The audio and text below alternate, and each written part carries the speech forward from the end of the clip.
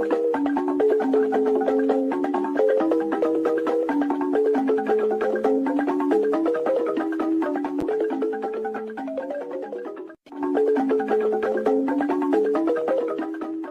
have no mercy for those that come to disrupt the restoration of this struggle. We don't negotiate with anyone. We will never do that. Because when you do things like that, you encourage the same thing to be inside the government, and they will continue to do what they are doing. There's an added access to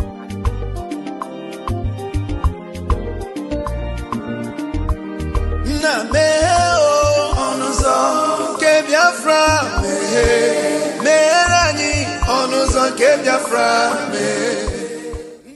Welcome, fellow Biafrans, lovers of freedom across the world. I welcome you once again to this amazing platform where we bring you information that has to do with the United States of Biafra. Information coming from the right source. In this platform, we promote and support the restoration fully and recognition of the United States of Biafra under our Prime Minister, Mazi Simon Ekpa, and of the Supreme Commander of Mazi Nnamdi Kanu. Today, under the leadership of Dr. Ngozi Oronboweze, the Deputy Prime Minister. Wherever you are and you're watching this program, I welcome you. Please like and share to all platforms.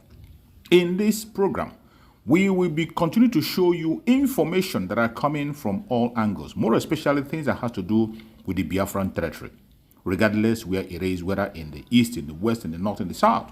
We bring it before you so that you can digest it and have a rethink and know where you stand. The only thing that can guarantee our freedom in that contraption called Nigeria is Biafra. It is either Biafra or nothing.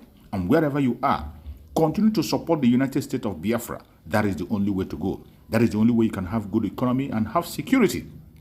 Regardless what you see today, do not get distracted. Do not get bemoved. Continue to stand your ground, to demand for self-determination because it is your right. Do not allow anyone to take away the right to self-determination, the right to self-defense, and the right to life from you. Kindly watch this video for more wisdom. Let's watch. This IPOB that people are talking about, please, can anybody tell me anywhere in the world where IPOB has been proscribed as a terrorist organization? How come it is only Buhari and his brothers in the north? Yes. Like a World Terrorist Index, the Fulani Herdsmen as a terrorist organization. Yes. They even see them as one of the top 10 terrorists, and they within the top 10. They are number 4, the whole world. So why you basing Nigeria no gree prescribe Fulani Herdsmen as terrorist organization? That is what I'm telling you. They have already that done is the armed one, so that is they have done that, but it's on paper. In reality, they are still doing what they are still nobody. No, the bandits then nine them terrorists. Nine them prescribe. They never prescribe the Fulani Herdsmen, armed ones. The killer. He said anybody that's carrying gun. That's how they put it. And since these people are carrying gun, they refuse to name them. In fact, this Fulani, they refuse to mention their name. They only say those carrying gun. So how do you prescribe people without naming them? It's not even prescription. That is because they don't want to mention Fulani. That was under Buhari. Yes. This prescription came under Buhari, and he didn't want to mention his kinsmen as a terrorist group. So when you add all these things together, you will now see that there is injustice against Nnamdi Kanu. It's as simple as that. Deliberately, or not that it was a mistake or something. And why it has become a state policy is what I don't know. From Nnamdi Kanu now, it has spread to every Igbo man. And that's why the Igbos are saying we want to leave Nigeria, because it's like they are hated. Yes, now it's like the Igbos are hated. You remember what Buhari said that made them to put down this thing on Twitter, when it was Twitter. Say you go talk to them in a language. And then there's like we are in a dot in a circle and all that. So how can you hate the people so much as a leader?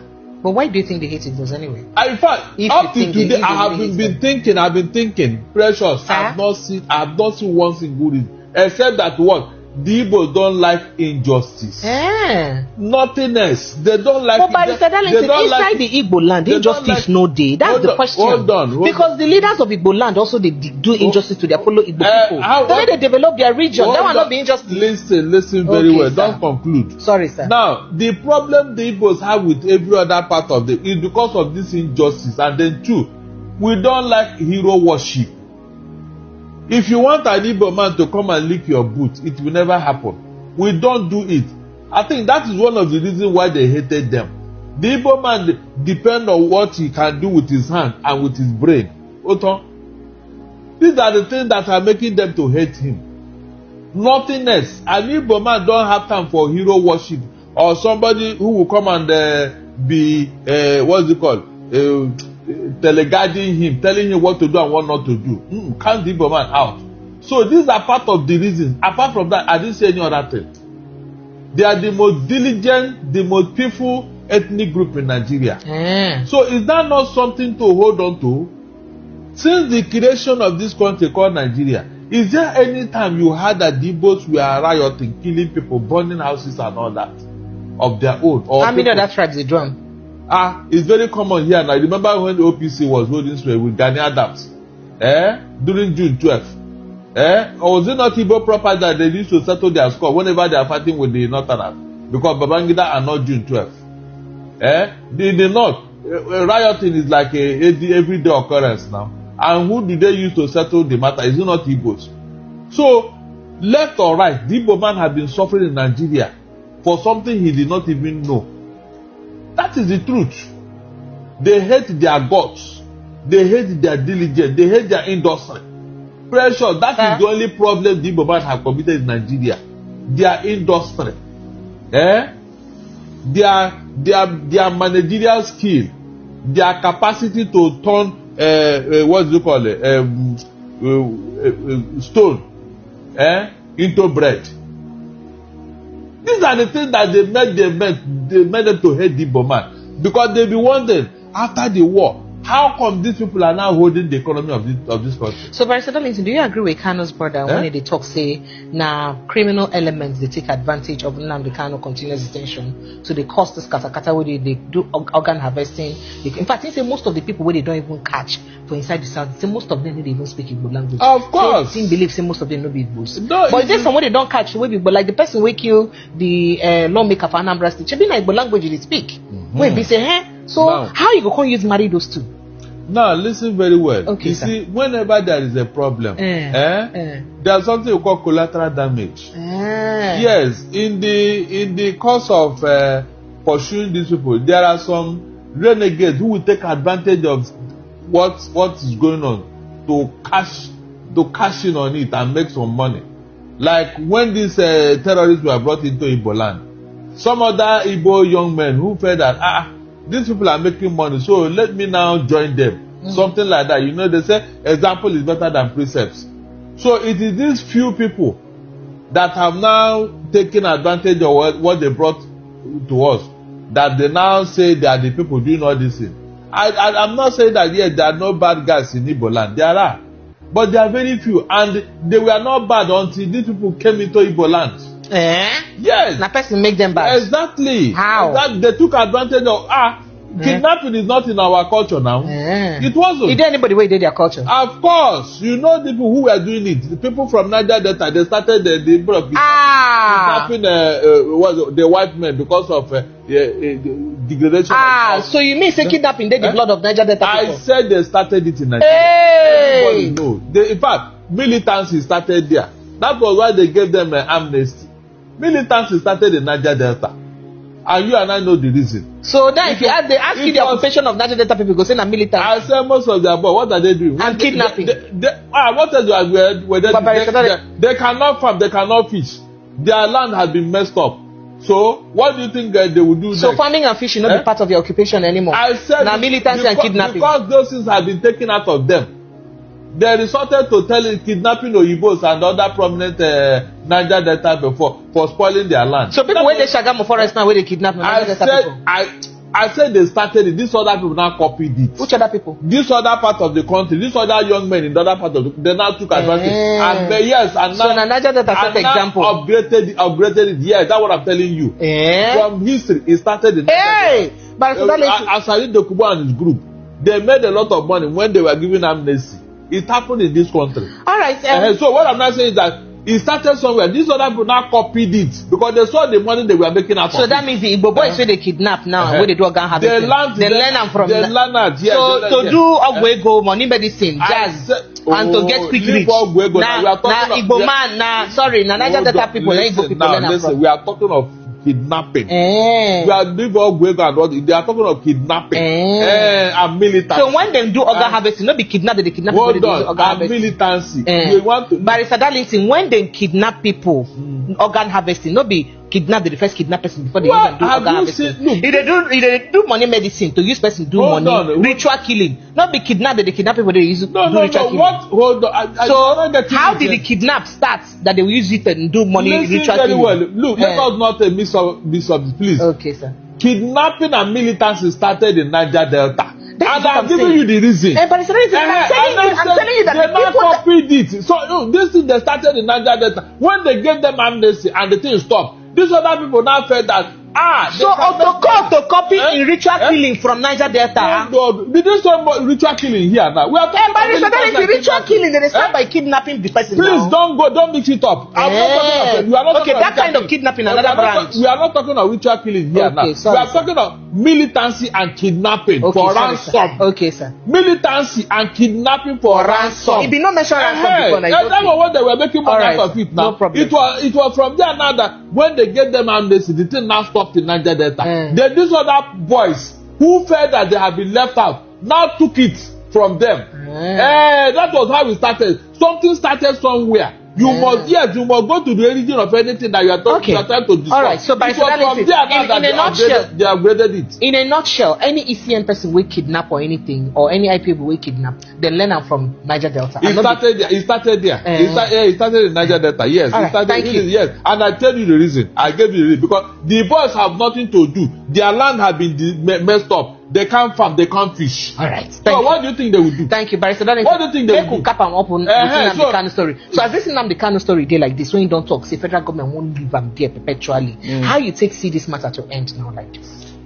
It cannot be perpetually or ad infinitum. It's not possible. Considering what they go on with in case with Bintanyaku, before Bintanyaku, and then the High Court the Chief Judge of the High Court giving back the case to her. There is nothing that started that cannot end. It has never happened. Okay. I know that one day they will release Nnamdi Kanu. Okay. It's a matter of time and patience. Okay. I told you that Abacha's CSO, Al-Mustafa, he was there throughout Obasanjo 8 years. Abi? At the end of the day, did he not come out? So the only reason why Nnamdi Kanu is there is because Igbo man is not in Aso Rock. That's a fact. All right, sir. That when Tinubu entered Aso Rock, was it not when Sunday Igboho and Sowore were released? Is that not so if Igbo man never enter Aso Rock, then be saying Nnamdi Kanu go continue. Why not? They cannot. It's not possible. He will come out whether Igbo man is there or not. Even this Sowore now that is the being pampered, all the things Sowore have done, if any Igbo man do half of it, he will not come out of it now. All right. This other one that happened like that they say he's calling an IGP, an illegal IGP and all that. They did not release him and he came to do a marathon race here in Lagos. And he's even sat where the governor is supposed to sit. All right, thank you. So Sowore has been pampered and I told you before, he is Tinubu's boy. That is why that guy. The same Sowore where they attack for this leave this thing. Marathon where they run. I said leave that thing. The same Sowore where they attack for this marathon where they. Leave that thing. Now you say na Tinubu boy. Why did you go and sit where the government? Okay, so because it's Iranian governor, now make a Tinubu boy. Hold on. All the cases have been happening over the years. Why have you not gone in for any of them? Why have you not gone in for any of them? Tell me. After all the gra they will release it. Has Tinubu always been the president of Nigeria? Is that what? Has Tinubu always been the president of Nigeria? Has he been? Has he always been the president of Nigeria? Who? Tinubu. He has not been now. So why you say all the cases which already get? But since Tinubu came, when he came in from London, after what is that protest? Who cleared the way for him to land after he was declared wanted? After that, he had 2 other cases. All of them just talk, arrest him and release him. All right. Why is it so? Thank you. But let somebody try it now. Let somebody do half of what he has done, and see whether you not be inside. Thank you so much, Barrister. In yet Another unimaginable massacre on Monday. Muslim gunmen mowed down over 40 Christians in Nigeria. Well, Dumasani Washington, an expert on Christian persecution in Africa, joins us now. Dumasani, we talked last week about 60 Christians being killed. So if you're thinking this is the same video, it's not. This is a separate video about another massacre. Dumasani, what is going on? And Raj, less than 2 weeks ago, 50 were killed in Nigeria, right? So this is a completely separate one from that. What's happening, Raj, is it's connected to a much larger narrative, which has to do with a global Islamic caliphate. Sometimes people hear that term, they go, oh, that's a fairy tale. No, this is real.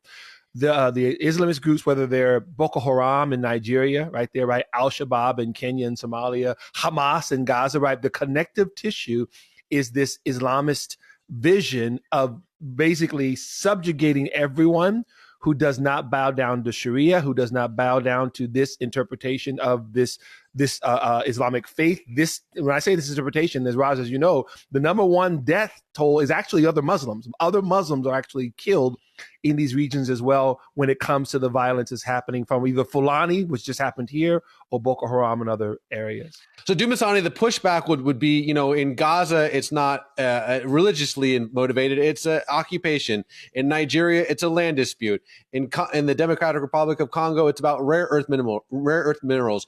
But you're saying that this is part of a larger narrative, correct?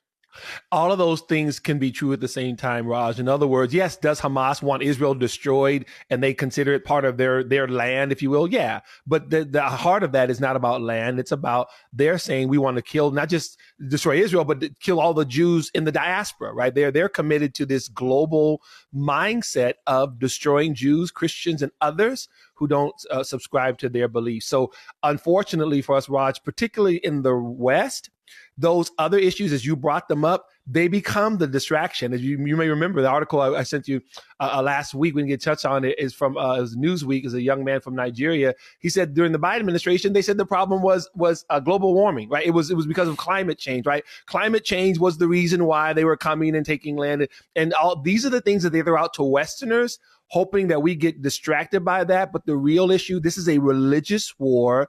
And for us Christians, we understand this is what our Jewish friends would call Amalek. Amalek, which was the tribe that wanted to destroy Israel from the weakest and the smallest to everyone else. This is what's going on right now, but they want to do this across the globe. Okay, so Dumasani, obviously you talk to a lot of folks in Nigeria. You've been sending me different contacts to reach out to. But what do you want my friend who's watching this right now to know unequivocally about what is happening in specifically Nigeria? What they need to understand is that this is a war against Christians, a war against what we would call now religious minorities, because up until just recently, Nigeria was a majority Christian nation. So I want especially the Christians to know, Raj, to be praying for their brothers and sisters there. They are facing horrific circumstances. I'll give you a quick little story. About 2 years ago, was in Washington, D.C. for a meeting with Nigerian leaders as well as others to discuss what was going on. There was a young lady who's over this foundation of a young lady who was kidnapped during the whole Bring Back Our Girls thing. Raj, we were at a dinner table. She began to speak. Just this wonderful person. She just broke down and cried. She said, Nigerians are scared. So what she said, that what's happening is that Nigerians across the state are getting more and more concerned about their safety because they see it getting worse and worse. So Christians really need to be praying for our brothers and sisters there in Nigeria. Wow. Well, Dumasani, unfortunately, it seems like we'll have to have you back on soon because this is happening at a weekly pace at this point. It's just unimaginable. Let's definitely be praying for our brothers and sisters in Nigeria. And Dumasani, how can folks maybe get in contact with you or, find resources online to help them further educate about what's actually happening? Please go to a couple of different places. IBSI.org, that stands for Institute for Black Solidarity with Israel. But also one of our groups we work with very closely, the African Jewish Alliance, AfricanJewishAlliance.org. It is an alliance of, just it says, of Israelis, Jews, American Jews, Africans, Christians, other Muslims as well, who are bringing awareness to this and actually attempting to bring both statewide and federal legislation to recognize what's actually happening here so that we can condemn it and bring more attention to it. Dumasani, my friend, thank you so much. Thanks, Raj. Appreciate it. I'm an ex-soldier, Sandra. Oh, good. It's just the Nigerian soldiers, yeah. Sandra. Yeah. I was in the battalion. Okay. And we were fighting Boko Haram, Sandra. Okay. We went to war. Mm-hmm. I'm a left-handed person. Okay. So I'm a sniper. I was one of the best sniper. Okay. So I was shooting, no morale, nothing, no pay, no means of communication to my family. My father thought I was dead. Oh. I was fighting, I was shooting. One of our soldiers shot me, Sandra, on my ribs. Oh my Sandra. God. Shot me on my ribs. They said in Hausa, it means that I kill people too much. I was fighting, Sandra. They shot a woman and her daughter. I was trying to save her second child, Sandra. I was running. They shot me, Sandra. I was barely breathing. It takes the grace of God for me to survive. No, I'm sorry. They shot you on purpose? They shot me on purpose. They say I too they kill people. They said in Hausa, I don't understand what that means. You too they kill people. What does that mean? It means I kill Boko Haram too much, Sandra, because I was one of the best snipers, Sandra. I don't miss my shots. I'm a left-handed. I don't miss my shots. That's what they said. No morale, nothing. No pay. Sometimes. No pay, Sandra. We'll just fight. They need to investigate them, Sandra. Did you retire did you retire? Sandra, I resigned. Okay. I wrote a letter and I resigned. I don't want to do the job again. I don't want to serve the land again. I don't want. It's really, really pathetic, Sandra, in that army. There's a lot of fraud things happening in the army, Sandra. I don't know. Seriously. They need to investigate the Nigerian army, Sandra. A lot of things. You see, when people are fighting, they're killing Boko Haram, Sandra, you just, somebody from nowhere will just shoot and just kill the best shooter there. Just for him to die, because maybe they are gaining from there economically. For him to just die and to stop shooting people for there. That's a very strong allegation. You're making very strong allegations. It is true. They shot 2 of my friends. I will send you evidence. I follow you on Twitter. I will send you evidence. They shot 2 of my friends. They are dead now, Sandra. They shoot you. You will go. These people gain. I'm telling you. Thank you so much for watching the program. I appreciate you for your patience to watch from beginning to end. I hope you have learned a lot from this very program that I just played. This video, please like and share the video. Share to all platforms. After sharing the video, now you can go to the comment section and put down your comments.